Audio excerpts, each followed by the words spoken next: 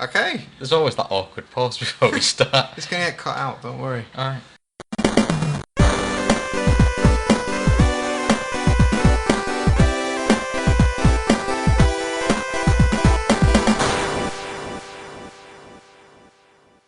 Yeah, so welcome to episode 2 of the SuperThunderCast. I'm Alex. And I'm Chris. And I'm still getting thrown by the new name. When you said episode 2, I was like, this is like episode 5, 6 or some shit. What are we on? Yeah. It's kind of an end of year special. In a way, yeah. Probably won't be too long. It won't be too special, so it's... We start as we mean to go on, Chris, to be honest, don't we? So yeah, but next New Year's resolution is, acquire microphones and do this a bit better. So Yeah. We're practicing. We're learning. Yeah, it's still a learning. It's very much a learning curve. Say curve. It's more like a learning wall. Yeah, I've just slammed head first into it. Essentially crash dummies. Tenuous link. That's my opinion of your selection for Game of the Year. What? Yeah. Right, okay, well, we'll get into this then. Right. So, what... Right, do you want to do yours first? Right, well, I think we'll do an overview. What we're going to do, we're going to talk about what we've picked as our Games of the Year, because that's highly original when you think about what every fucker else is doing this time of year. And then we're going to talk about some other stuff as well. But my Game of the Year, I'll go first, because Al looks like he wants to punch me after I've slagged off his. My Game of the Year is The Witcher 3. Because, quite frankly, it was the best game that came out this year. It was one of the games that came out this year that I was really looking forward to and actually lived up to the hype. Unlike Batman or Metal Gear or anything else, really. Yeah, it was fucking superb. It was very, very good. I mean, it was one of those games that, I especially wasn't looking forward to, because Witcher 2 for me, I never managed to get it to run on my PC properly, and Witcher 1 I just kind of... I think I got about 20 hours in and it just didn't seem to be ending, so I was like, you know what, can't be bothered with this. 20 hours in and I was still in the first town. That was what put me off. I was like, in Witcher 1 I was like, I'm doing stuff, but it doesn't feel like I'm making any progression, whereas on Witcher 3, because it's like, I'm doing loads of stuff for this town, but I don't feel like I'm making any progress. Hang on, wait, I can go to another town. And it was like, I think open world made the Witcher universe so much better, because you could go and actually look at places people had talked about, and it was a bit... Well, it made the world feel a bit more believable in a way. I mean, the Witcher thing, the whole, grimdark kind of fantasy thing, we're definitely not short of that kind of thing, but the thing that sets the Witcher apart from any other kind of fantasy world is just how well the world was realised, I think. And that's what I like about it, is I love open world games, and when you play a lot of open world games, you can spot when the thing letting an open world game down is the world it's set in, and that was what happened with Kingdoms of Amalur, which should have been great and was pish, and Skyrim, which should have been great but was pish. It was pish. To a point, I think Fallout 4 suffers from it as well, where it's like, the world's good to a point, and the gameplay's good to a point, but the stuff they've added, whilst it makes it, like we said, we're kind of backtracking what we said last time, is sort of it feels slightly fresher, but to me it doesn't feel as... It's still not as good as like Oblivion or Morrowind or it Fallout 3. Definitely doesn't have that kind of spark that you had with, especially with Oblivion. I still think Oblivion is the best thing Bethesda's ever done, in my opinion. Yeah, I mean, I reckon it's possibly something I'll talk about later on, but I think you can get bogged down in too many games of one kind and then need to sort of step back from all of them at one point, and then definitely pick and choose when you come back to them, because but Witcher 3 was just... Did you finish it? No, I got to a point where other stuff was coming out and I dived into all of that, but I was like 2 main story missions from the end of it, and they'd kind of been doing all the other side stuff. It was just, whenever you saw a question mark on the map, I found them offensive, so I went to find out what was there, and usually it was something fucking cool, which was what I really liked about it. It was an open world, and there was stuff that just was inconsequential, well, but you could still go find it. I'll tell you one thing about The Witcher 3 that I can't say for anything else I've done this year. It's the only game I've bought twice. I got rid of The Witcher 3, I think in order to get something else, because I just was banging my head. It just didn't gel with me at first. Didn't click. No, but I got it not too long. I think it was like when it won Game of the Year, officially somewhere a lot more reputable than us. Do you not? Right? Not meaning to like shit on the fact you bought it twice, but if it won Game of the Year, do you not think it might have been a better idea to wait for the Game of the Year version that would have had the DLC in it? No, because the thing is, Chris, I don't have the same kind of time. So I was I'm going to get to that content. I'm probably going to get to where I got to last time and get pissed off with it again. I was half expecting you just to go, fuck, he's right. It's like, shit, I've done it again. It does seem to happen to me a lot. No, we've had that before where it happened when we worked back in the dark days working at Game. Yeah. I traded something in going, yeah, I'll get the DLC eventually, and then the week after they went, oh yeah, we're doing the Game of the Year edition. It's like, you no, but everything gets a Game of the Year edition. Even games that weren't Game of the Year. That's yeah, the thing. Arkham Knight's game one, I think, as well. Why? It was crap. It was fucking awful. This is the thing about 2015. We're retconning what we said a few episodes ago now. No, I've watched a couple of podcasts like from other people and stuff, and they're right. There's games that came out and you start playing them like Arkham Knight and Metal Gear 5, and you go, oh my god, this is amazing, and then you realise that later on you're just doing the same shit over and over again. No, I think Metal Gear 5 is a bit different.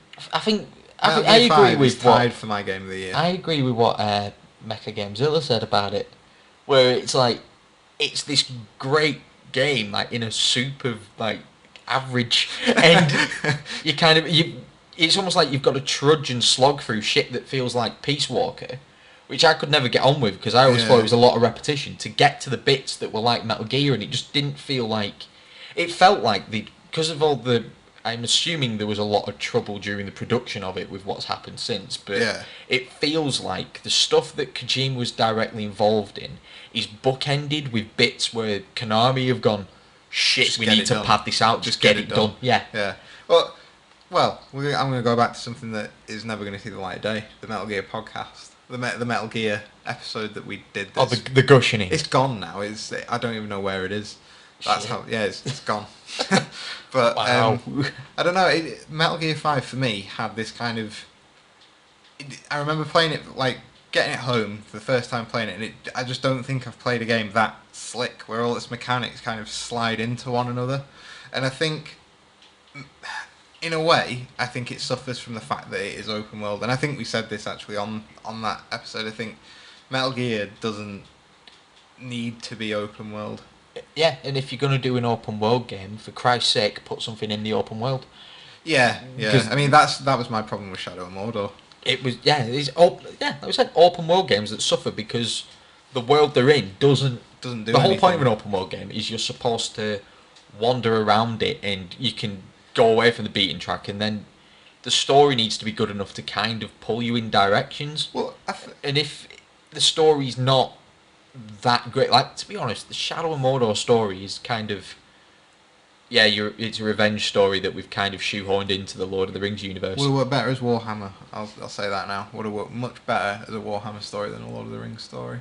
Oh Jesus Christ, that would have been superb. Exactly. That you could have been as grim. You could have been as grim dark as you wanted with that. Exactly. Didn't have to have no ring wraith guy following you around. You could have just had someone who was possessed, like some guy who's possessed by a demon. Something like that. And that, he's like, you just have him running from Inquisitors and all sorts of stuff. It could have been baller. See, we should have worked in games design. There you go. We'll throw ideas out. Someone's going to listen to this. That's going to appear at E3 now, and we're going to use this as evidence. We're going to sue the fuck out of you. Yeah, but every cunt's going to go, like Shadow of Mordor, that.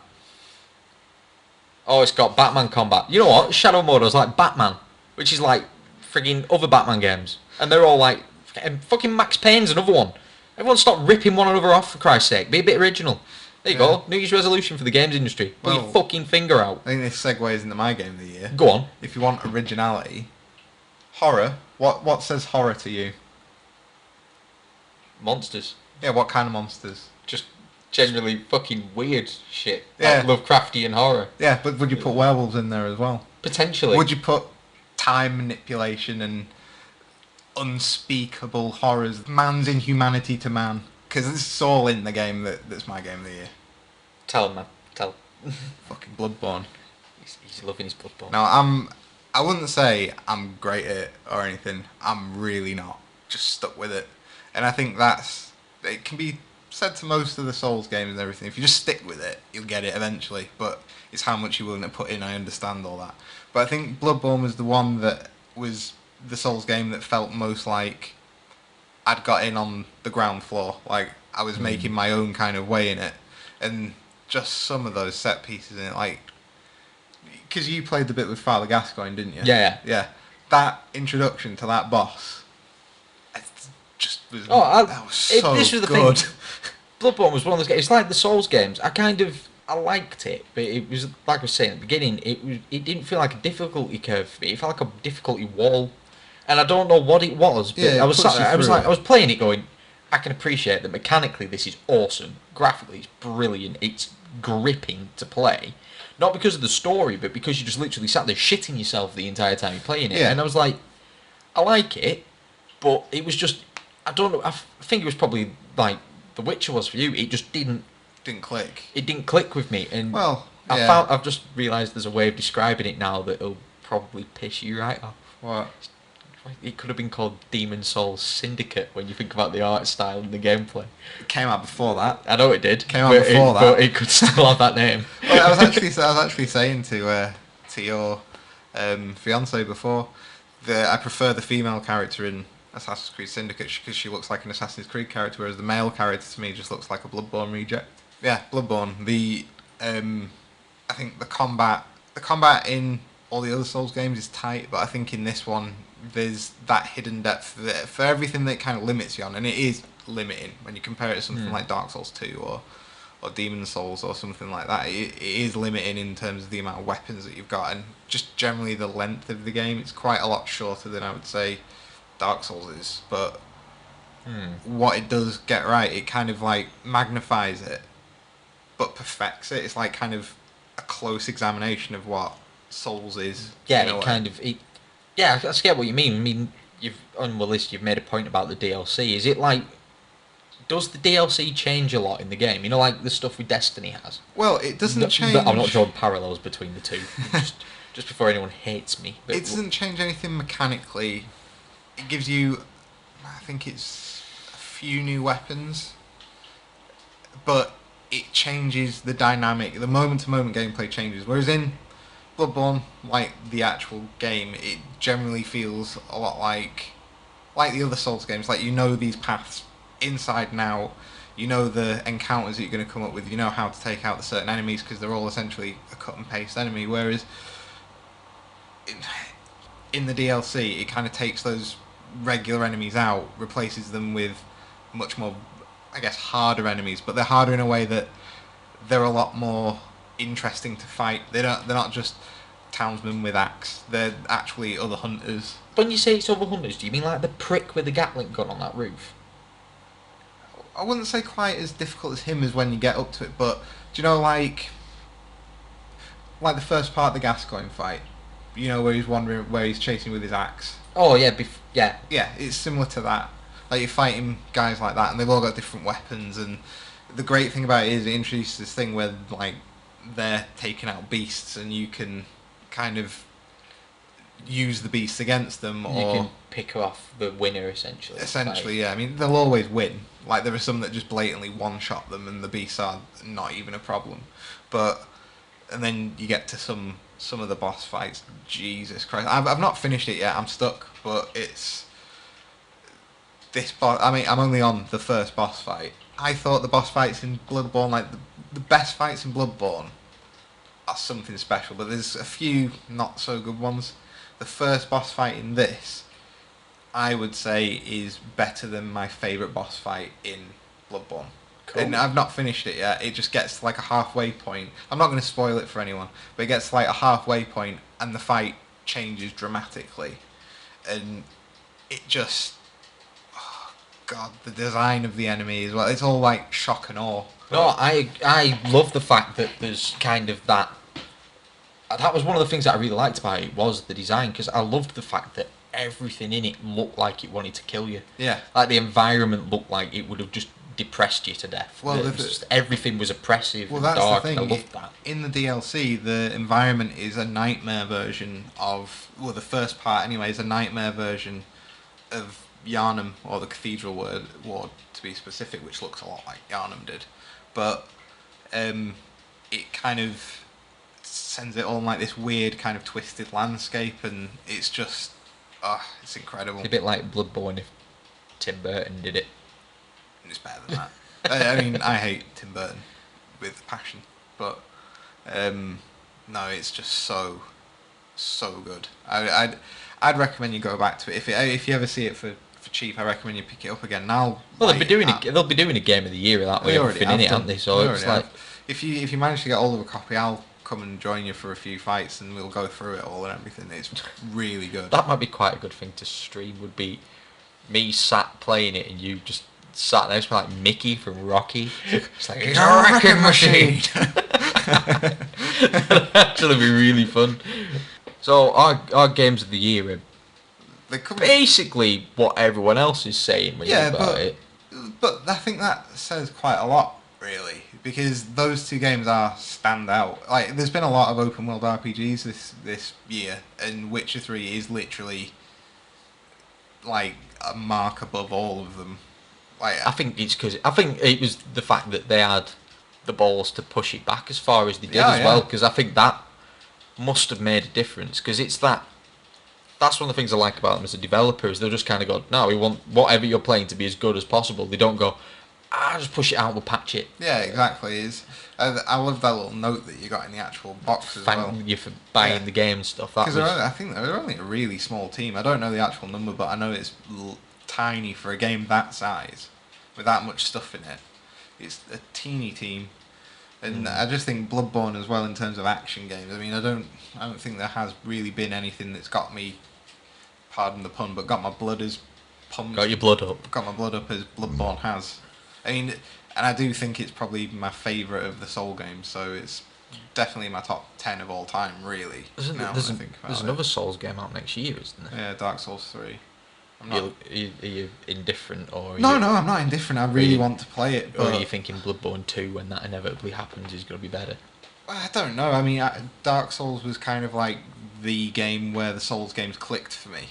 I love the horror setting. Like, Dark Souls always has kind of like a horror element to it. It's like a fantasy horror as opposed to being like a dark gothic horror. Yeah, but Bloodborne has that through and through horror. Like you say, it goes from werewolves to Lovecraftian monsters to giant spiders and all sorts of shit. And you're essentially a vampire at the end of the day. You're using blood to make yourself stronger. You're a vampire. That's the thing that I find quite interesting, though, is if they split Bloodborne off into its own franchise. Yeah. Does that mean they're going to have to make a lot of changes in the sequel to one of them to at least differentiate and justify it? Cause well, they are very, very different. You can't, the stuff that you do in Bloodborne, you can't get away with doing. Yeah, I thought Bloodborne was a lot faster and a lot. I think that's why I liked Bloodborne over the other Souls games. Was it was a bit more kind of, you looked at somebody and thought, right, I can actually just run up to him and smack him. Yeah. Whereas, well, you're actively encouraged to in Bloodborne, whereas in Dark Souls you have to kind of hold back a little bit, and a lot of the time you can not outpatience an enemy, but you spend enough time behind your shield to go right. Well, I can punish that attack because if I know when to dodge or that kind of thing. Whereas Bloodborne, I mean, my play style anyway was a lot more like I'm gonna get in, I'm gonna hit him a fuck ton until something happens, until I die. Get in, dies. Get in, run. Yeah, but yeah, I think mechanically Bloodborne is just perfect, near enough. I mean, there's one or two things that are a bit shit, but nothing can be truly perfect, I guess. So strike that perfect. That gave it. I think if I did go back to Bloodborne, eventually it would tie in quite neatly with our next point. Segue. Which is exactly. It'd be games you walk away from and come back to and appreciate a lot more. And the reason I want to talk about this is because after asking Al to convince me to go back to Destiny, I went into game, Taken King with 30 quid. So I picked up Destiny. And it did an 18 gig fucking update, which is just taking the piss. And then I got to play it, and I went from level 20 something to 40 in like 4 days. Just nailing bounties and running around the Crucible, Well, and was what like, you do. What it's all about. I'm not gonna lie, I completely agree with you. The changes they've made have made it a much, much better and much more fun game to play. It's a lot more fun now, I think. I mean, Destiny I liked anyway, but there wasn't anything keeping me there. But definitely with the Taken King, and especially now that you're back on it, I could, I put it on. I would say probably 4 or 5 times a week now. We can dip in, dip out, play. Yeah. I mean, it's been quite.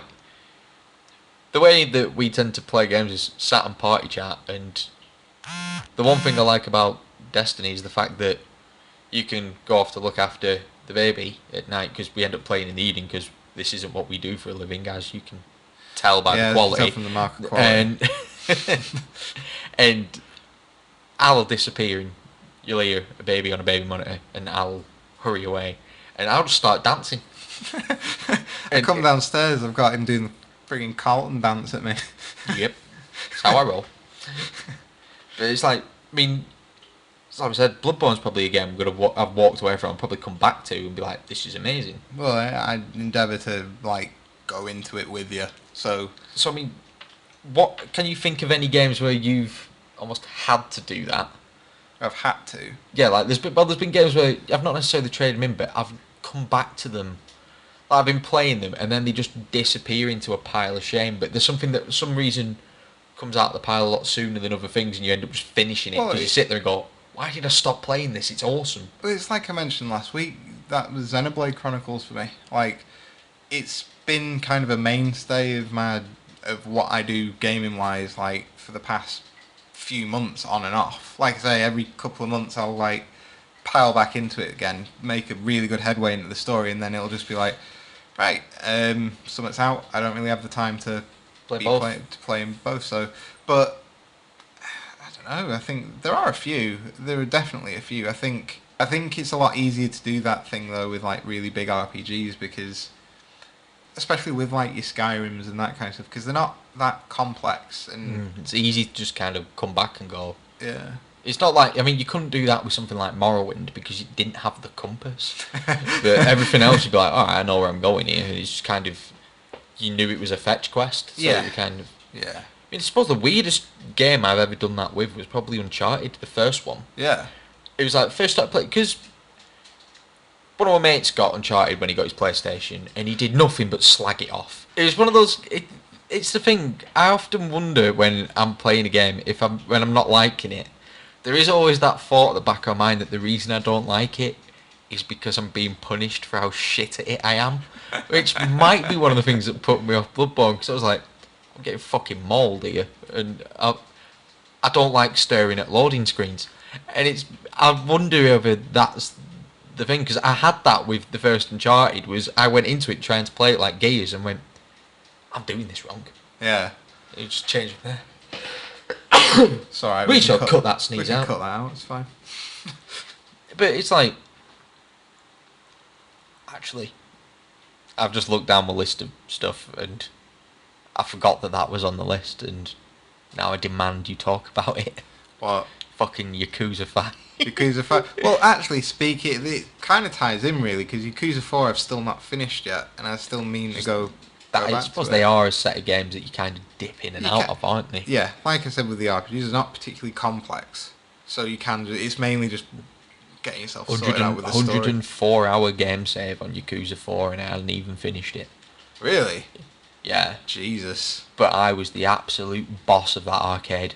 I just went and did side stuff and was just like pricking about with things and kind of, you know, when you just explore places and try and find items and do all the different things. I was trying to do everything, and it was like I was trying to do that on my first playthrough, and I think that's not the way to do it. I think you should almost. That sounds about right. I mean, the great thing with... I remember getting into... Because I didn't get into Yakuza 1. I didn't get into Yakuza at Yakuza 1. I got into it at Yakuza 3. Like most people over here probably did. Well, yeah, I mean... To be fair. I think there is a core of people who really champion those first 2 games. But for me, it was just, well, I think me and you, we'd been to Japan at that point, and we were like, I was just kind of itching for that But kind of we feeling both of being back there, and it's just the closest you kind of get we to both that, really. picked up Yakuza 3 before we went to Japan because it was Yakuza 4 had just come out when we went to Japan. Oh yeah, it had. Because we were walking around Japan and I was genuinely gutted people weren't coming up to me trying to hit me with a bike. And I know that sounds weird, but we were walking around like the bits of Japan that Kamurocho was based on. And I was like, there's nobody in a suit. Yakuza's all wear frigging I was at fat farm now. What's going on? At one point, I was just expecting like random people on the street to like look up and go, "Oh, Whip the shirt off. We've got a dragon on the back, and I'm going to have to kick his head in. That's what I wanted to happen. pick And up a bin, teach him exactly. the fucking boss." We had inbuilt sixth sense. We knew where every single traffic cone was, and we were prepared to use them. And exactly how many hits you can hit someone with them before they break, even bought- though it's made of plastic. it You was- must be hitting them really fucking we, hard to break a traffic cone. There was the day we went to Akihabara and we got those energy shots in the morning and pretended we were Kazuya, just necked him, and then I swear to fuck we didn't blink for about 3 hours. We were just like tweaked. Like imagine 2 bush babies running around Akihabara. So like bright lights, maids, arcades, tech shops, and then in the middle of all of it just 2 pricks from England just not blinking. Yeah. That was basically it. Well, yeah, I've got a picture of you actually when we were there, and it's gone dark, and you still look tweaked. Yeah. Well, Yakuza 5 then Is very much like that, I is imagine. well, it is. It's kind of, it does a lot more than Yakuza 4 did. Like each one has their own little kind of gimmick. Like Yakuza 3's was you go to Okinawa as well as Kamurocho. Yeah. In Yakuza 4 it was, okay, you're in Kamurocho, but you've got the above ground, the underground, and the Chinatown area to it. With Yakuza 5, apparently there's 5 cities to go around. So it's kind of like, in a way, it's kind of like what I was saying with Bloodborne. It's kind of that take on the open world, but magnified. But what's there is so complete that... Yeah, it was like Kamurocho was big, but it it's kind of small, really. but it feels bigger because the amount of shit you can do in it. Yeah, the amount of stuff and the amount of like people. Just going into like a convenience store and going to like the manga magazines and being able to pick up a manga and just read through it. Like that's something that they've added in this one, but It's the legacy of Shenmue. Shenmue may be shit, but Yakuza's not. well, we'll see. I mean, it is. a No, bit- I've already convinced you I won that Yeah, argument. I know you won the argument, but at the same time, I still maintain it was important. It was important because it's like we said at the time, the legacy of stuff like that is what the reason kind why I of- couldn't get on with Shenmue, was because the first time I properly tried to play it was after I played things like the Yakuza games, which were inspired in Yeah. part by it and do everything that was in it so much better. Well, I mean, the great thing Put about forklift truck driving in Yakuza 6 and they'd get my money. well, I was going to say, there's stuff kind of like that in it. Like in Yakuza 5, it's the best thing. I think it's about quite a few like Japanese games. They don't care about tone. They don't care that there's a serious story going on. Like you'll go into a cutscene, it'll be some kind of like heart-wrenching drama where Kiryu's trying to escape his past kind of thing. 5 minutes later, you're pulling one of those food carts down the road, trying to get to a restaurant because some fucker's twisted his ankle, but you're running it down the road. It's the most bizarre kind of mixture of comedy, action, and like serious. It's Yakuza. eclectic. Yeah, it's absolutely brilliant. And I think with this one, because they've added in street racing, it turns into Initial D.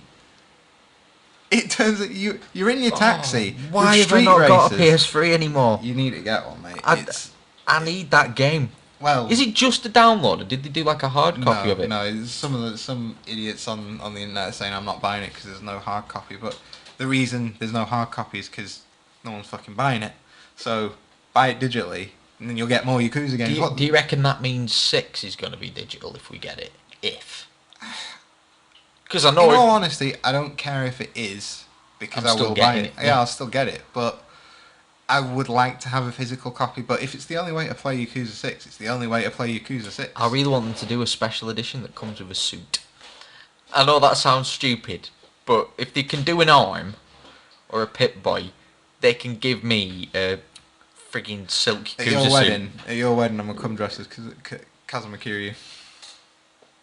Not Kazuma, is it? I can't remember. Kazuya, or something like that. Kiryu. It basically looks like a character from Tekken, but Kiryu. but he's the man, and you should come as him, and Joe should come as the fucker with the eye patch. Goro. Go should come as Goro with his eye patch and his tiger and his leather pants. I forgot about that.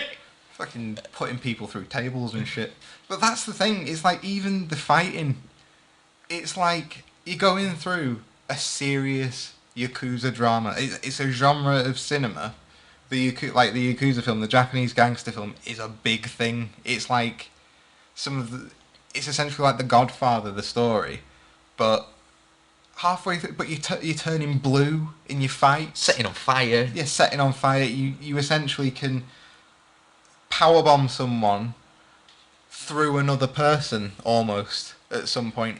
You pick people up by their legs and spin them round into everyone like some kind of Monster. Yeah, it's Is Takeshi Kitano in this one? not in this one. I think it's Yakuza 6 that he's turned up in, and that's going to be brilliant all in of itself. I think. I think the look of that's good. I mean, the way light's going to look in that, especially at night. Yeah, well, that's one criticism I do have of it. Actually, I seem to remember Yakuza 3 and 4 looking a bit nicer than it, but I think I think with this one, because you got like the cars going around and stuff like that, there's a lot more kind of going on screen at once. And there was a lot going on in Yakuza 3 and 4 on screen at once anyway. So I don't know. I mean, but I still think it was definitely worth the wait. And you know, how satisfying was the first time in Yakuza 5 where you pick up a bike, do the thing where you spin with it and smack a bunch of bastards? Every time there's a bike, do it. If it's not how I kill not kill them, beat them into submission till they kind of give me either energy drink, a plate that I can sell for money, or just cry and run off. Yeah, just cry and run off. That's the best thing about it. I love making people cry in it. A little bit of a sociopath, aren't you? A little bit. I think the Fat Consoler had like probably my favourite tweet about Yakuza 5. It's a screenshot of either Yakuza 2 or Yakuza 3. No, it wouldn't have been Yakuza 3. I think it was just before Yakuza 5 came out.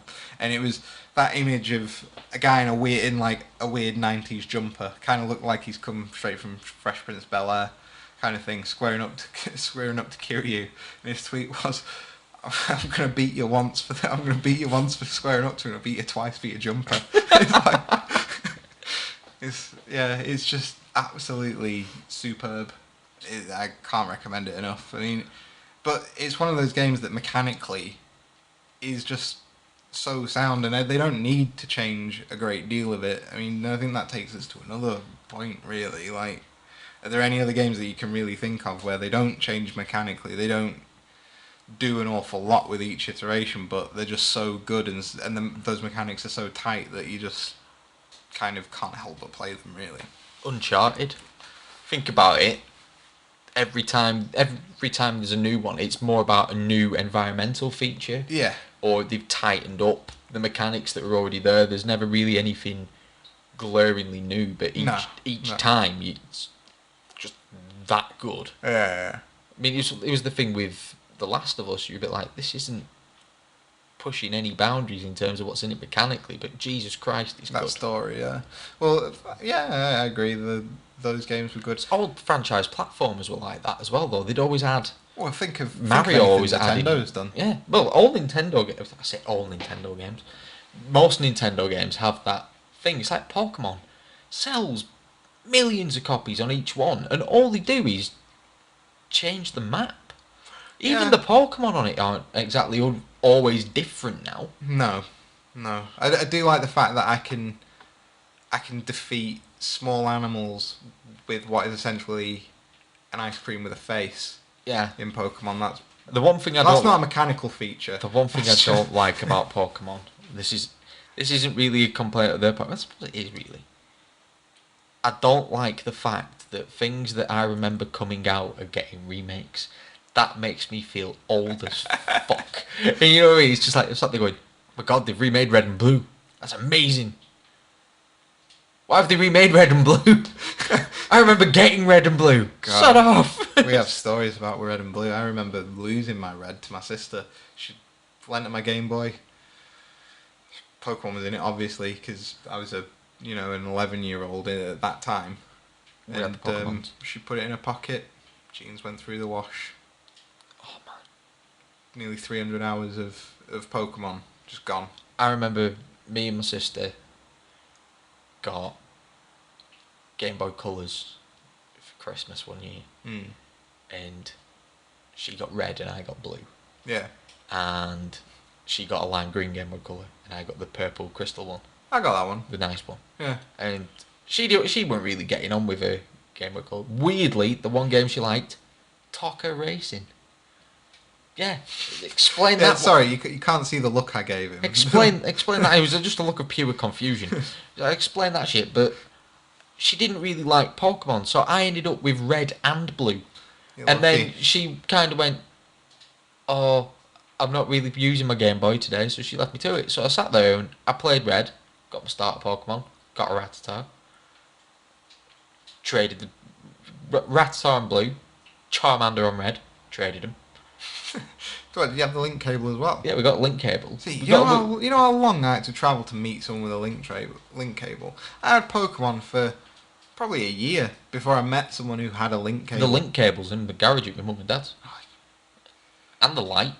We had also we got these travel kit things. So my sister had a green one. She got a little light that plugged into the charge port, and it would halve your battery life. You had because obviously you had your double A's, you put it in, it just went no. Did you have one of those huge battery packs on the huge battery pack and a mains connector? It had everything. This thing, it was beautiful. It was like you were there, like walking along with all your Nintendo shit stuck to this thing. Yeah. But I remember I was playing Pokemon and took the Game Boys into school, and everyone was like, "Oh yeah, this is my team. This is my team." And then I rocked up like king shit. Just like, check that out. How have you got all 3 starters? Well, how do you think I've got all 3 starters? An ungrateful sister and a link cable. That's how. And it was brilliant because I started selling Pokemon. Really? Yeah, people were like going, get us one of these, get us one of these. Because like people wanted the other starters. Yeah. I was basically playing Red to the point where I was trading off Bulbasaurs for Rattata. I was mass catching Rattatas.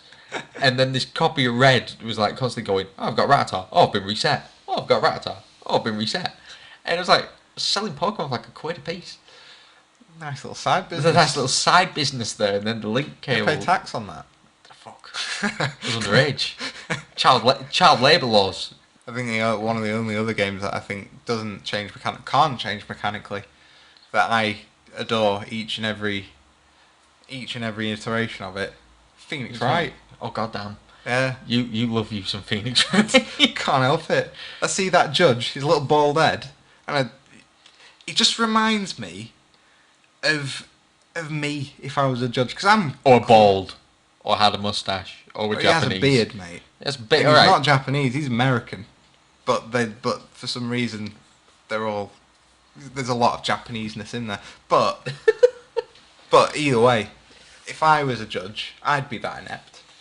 I think. You'd be that inept. He did it. Always say that. He looks shifty. He's the defence lawyer. Well, yeah, you can still fucking send him down. Give me that shit. There's one bit really made me laugh in Dual Destinies, because I've been playing that recently as well.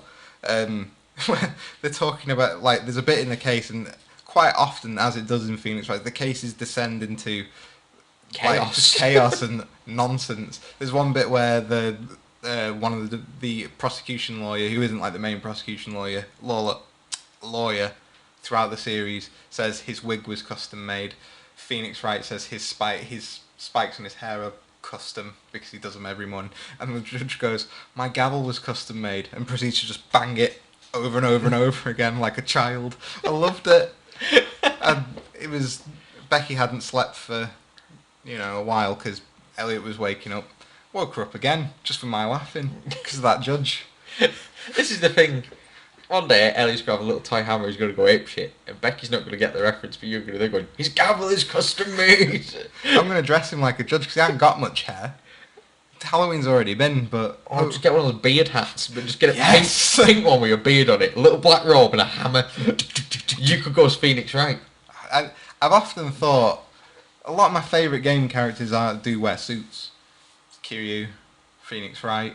I think you just like suits. Yeah, I'm just a fan of suits, and I think if I was to ever cosplay or dress up like a game character... You couldn't see that, but on the words cosplaying, dress up like a games character, Al was doing air quotes. Yeah, because I don't think cosplay is a legitimate job. People call it a job, it's not. It's not really a job. You dress up. It's a hobby. Yeah, it's hobby. Some people do amazing stuff. Oh yeah, stuff like some with, of the stuff at BlizzCon and stuff like that is absolutely insane. But it's not a job, is it? Well, they've all got sidelines streaming and selling pictures of themselves in bikinis. Even the men. Oh, I can't do that. Your face plummeted. Then you were like, I can't do that. No, we were talking about. We went to MCM one year in Manchester. Yeah. And we got a little bit overexcited. We're like, next year we're coming, we're all coming dressed up as stuff. We didn't go. We didn't have costumes. We didn't have a damn thing. We didn't go. Well, like you said, we just didn't go. We were going to go as the stuff from Team Fortress. There was an argument over who were going to be the medic. Basically, Al lost and he was going to be the medic. I can do an impressive German accent. Rick was going to be the scout, but then he moved to Australia. Ollie was going to be something else. I think Ollie was going to be the soldier. Soldier or demo man. I wanted to shave Fred and make him go as the heavy. He could do that. And then... So you'd have had to have been the pyro. That'd have had to have been... Joe. And that would have meant I'd have had to have been the demo man. And that would have been offensive because I am neither Scottish, black... or an explosives expert. I'm a not very beardy white guy. And in order to make that accurate, unless you did that thing that cosplay does where they go, oh, it's my interpretation of a character. No, it's not. You just got it wrong. You just got it wrong. It's like when people go, oh, I've done... It's like when they go, oh, I've done... Why are we going on about fucking cosplay? It's going to get cut. It's like... It's going to get cut, Chris. We're doing gender bent cosplay. It's like, no, what you've done is you've... Do I have to issue a trigger warning? I don't know. Basically, put it this way. If you're a bloke and you dress up as a Disney princess, I'm going to cut what this. you've done... I'm cutting this before you've even finished it, mate. We're not getting into this. This is where there's just a cut now and you're just sat... This is where it just cuts, it comes back to you going, fucking hell. And it's like going, they had to be said. It had to be said. Didn't actually say anything. I might keep it in just for that, to be fair. But no, that was quite funny. No, basically, it was getting to a point then where I was about to kick off. But not really kick off, just like an observation. We aren't a hate podcast. We're not. Generally quite accepting. It's I think it's like, you can dress up as what you want. It's just sometimes, when I see a cosplay where someone's twisted the gender on its head, it takes me a second to work out what you've actually dressed as. Chris, right, let's just get back on track. What are you looking forward to next year? Cosplay is making fucking sense. There you go. No, next year. Now I've confused myself. Now you're gonna have to cut most of that. Yeah, I think when we cut it from that point where it was gonna, where it was funny, and then we come back to it again. Cut from there. I'll do one of those white noise cuts that I've done. But I did that one time, then not done since because I'm lazy. Right. Well, next year. I'm looking forward to quite a bit of stuff. Yeah. There's stuff I'm looking forward to that it's more a case of I'm looking forward to seeing how it unfolds. I'm not going to fucking pay for it, but that was PlayStation VR. I was like, I want to see how that goes. Because I saw the price tag. I saw the price tag. I was like, I'm getting that. That sounds amazing. Like, I can't remember what the game's called, but someone's got the headset on. Yeah. And they're interacting with a bomb. There's lots of little puzzles on the bomb. Yeah. And the other person's got an instruction manual and they're basically finding stuff and telling you how to defuse the bomb. That's pretty cool. And I thought, that's such cool. It's a thing you can get on Oculus and stuff as well. And I thought, that's really cool. And then I saw that the headset and the stuff for it was obscenely expensive to the point that it currently costs more as an Than a estimated PS3, price yeah. point as the console to run it on. Yeah. Which to me makes no fucking sense. Well, it's one of those things. Like being an early adopter is always an issue. It's definitely an issue for me. I I actually definitely will think not have VR money is for going to that. be a big part of not this gen, next gen.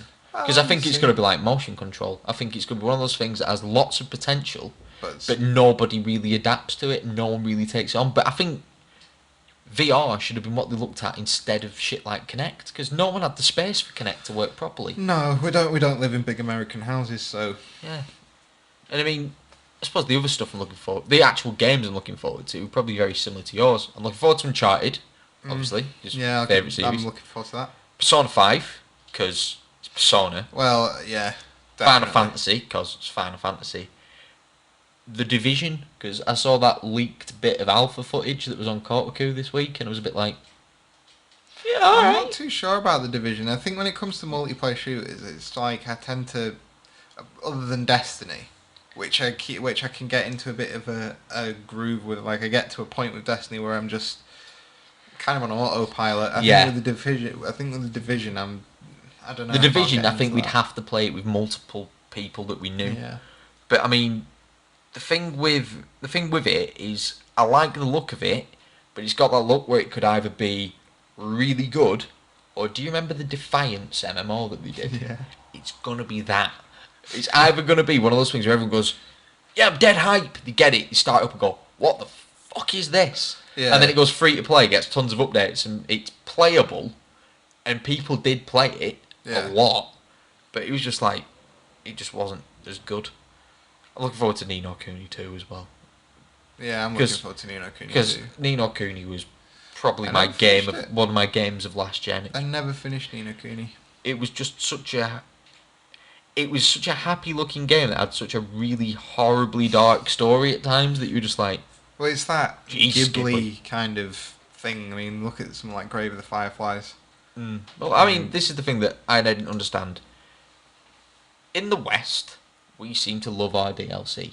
The Ni no Kuni games, where it was all about monsters. Yeah, we that never stuff, got any. Where the fuck was Totoro? That would have been really. That would have been amazing. Totoro, the big black, white-faced thing from Spirited Away. Yeah. The dragony thing from Spirited Away. Howl's Moving Castle. What, the castle? The actual castle. Frigging soot sprites. To be fair, You're just naming Ghibli things to now. be fair, do you know what I want in Ni no Kuni 2? I want a downloadable I want Porco Rosso in my party. That would have been brilliant. That would have been sublime, is what that would have been. I think in terms of next year, I've already said to myself, there's not a lot that I mean, there's a lot coming out, but there's not a lot that I'm gonna have time for. Yeah. So I'm really picking and choosing. Like, there's only probably 4 games at max that I really want to get on with. Persona 5, which is an obvious one. We Yep. both love the Persona games. I'm so hyped for that. Exactly. Final Fantasy 15. I know a lot of people aren't really looking forward to it, but Those people need to get a grip of themselves. well, yeah, it's new Final Fantasy. What the fuck's wrong with you? It's like, I don't care.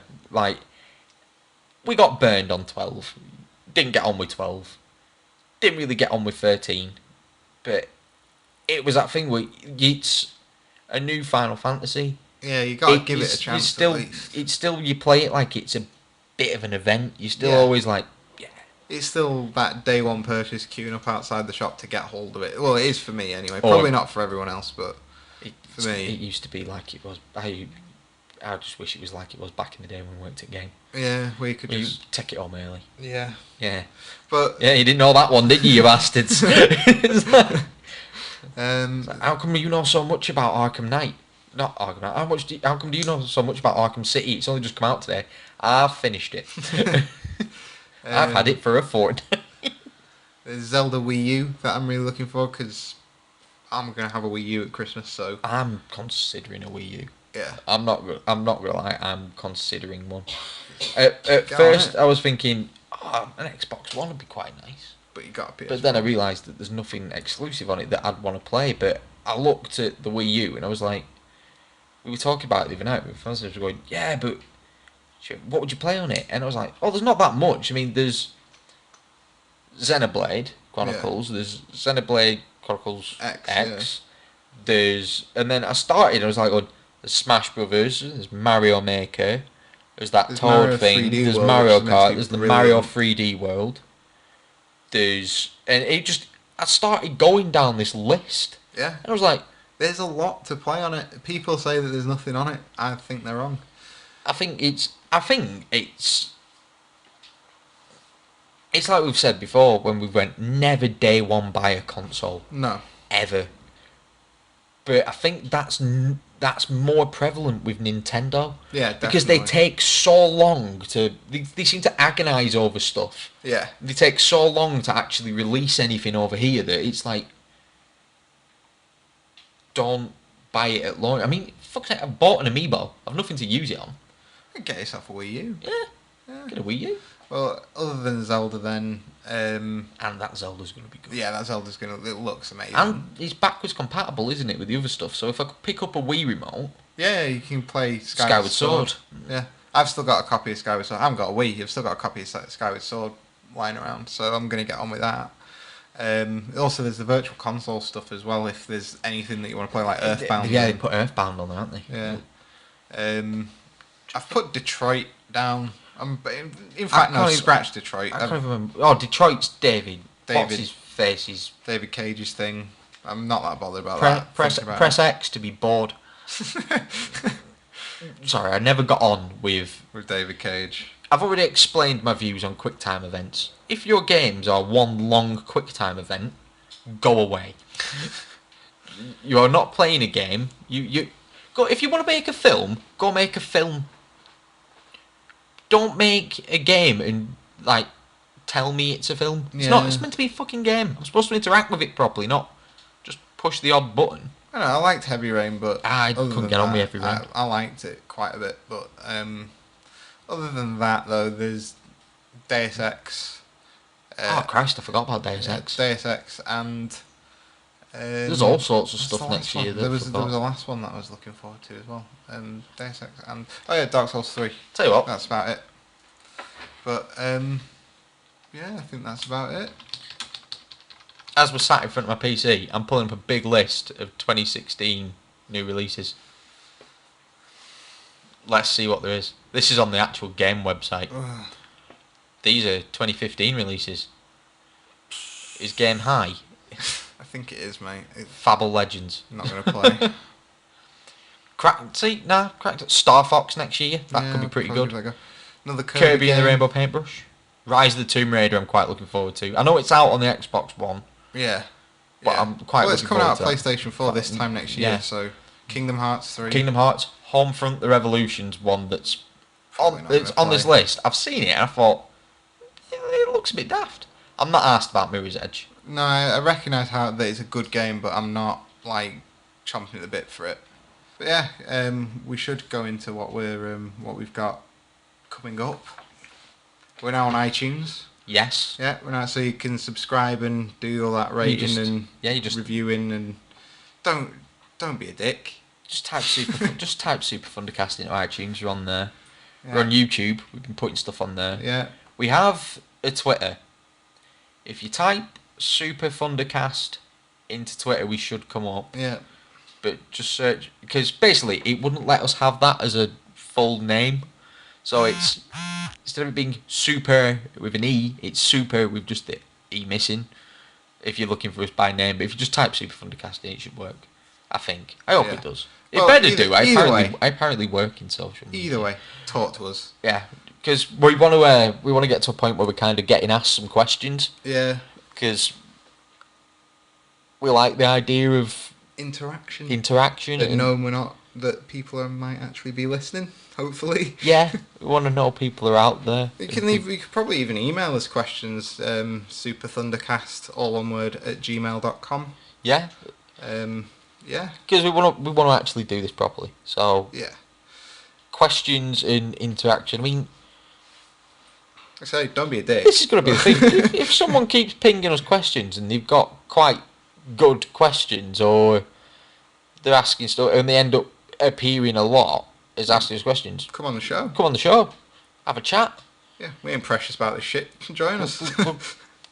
I'd quite like to get more people on, because we've got an idea to do an extra bonus show with other people. We're basically going to go through our backlogs and piles of shame and just try and play through those as well. Well, in all honesty, as well as doing the new stuff. In all honesty, that was what I was kind of hoping this would turn into, like our thing. But then why didn't we just call the Pile of Shame podcast? Well, that's what the other one's going to be called. And I like doing this. Don't judge me. No, it's... You can tell we've never had what we would term as a production meeting. No, we're getting better at that kind of stuff, though. So hopefully shit will start getting organised and we just need the gear to match up with the ambition now. Well, it's happening. And hopefully the show will grow from there. So we want this to be just as much about your interaction with it as well as us just having a chat. Because we do this anyway, but, you know... Yeah, we want to do more than just the podcast as well. Yeah, we've got videos coming up. I've actually got something to chat to you about with that later That on. sounds fucking ominous. Yeah. It's like... Don't worry, you get to keep your pants on. I need to have a word. Jesus. So, no, we want to do videos. So if there's anything like people want to see video-wise, and I mean like... Again, what? keep it clean. It's like the sort of stuff that people see on Twitch.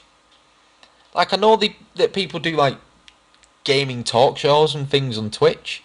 So, would you watch something slightly more polished than this, but it was more like a video podcast on Twitch?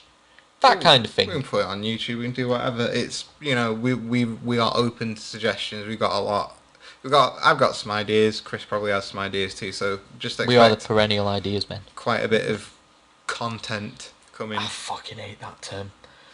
Yeah, I was going to do the BitSocket thing and say #content, but then I thought, I respect those guys too much. My job involves content marketing, and the word content kills me because no one has ever gone, look at that great piece of content. Other than people in the business. Even they don't do it. No. It's just... I don't know. I ain't in that. You don't want to be. So yeah, we'll give out our Twitter handles and stuff. So I'm at Alabaster Mage. And I'm at Elwervo. And there's obviously... if you find the Super Thundercast one, we're on there. That's the easy way to do it. Follow that. It makes us look better. Yeah. Wow, we sound really desperate. Like us. Yeah. Please. Common sense. Tell us what you've been playing over Christmas. That's a good one. Tell us what you've been playing over Christmas. Tell us what you're looking forward to for the New Year games. No, I don't want your fucking New Year's resolution. I don't want you to be like, New Year, new me. I want to know what games you're playing. I find that kind of thing interesting. So if you've got a New Year's resolution... That's gaming related. No, it doesn't even have to be gaming related. Oh, for fuck's sake. Right, alright then. Just want to know your New Year's resolutions. Tell us your New Year's resolutions and... It's going to be like the Gaming Blue Peter. Oh, Jesus. Don't have... Gaming Blue Peter. Yeah. Yeah, if you tweet us with the hashtag notice me senpai. Jesus. Yeah, right. you went there first, fucker. Right. Yeah. On that note, I think we should end it, Chris. Yeah, we're going to have to edit this heavily. Right. Yeah, have a happy Christmas and a nice New Year. And nice New Year. Yeah. I hope your New Year is passable. Yeah, make sure it's not too good, not too bad. You don't want to start it too good because that means the rest of the year's just a downward. It's an Olympic year, they're normally quite good. Is it? Apparently. Remember 2012 was like a rather wave of patriotism all the way through.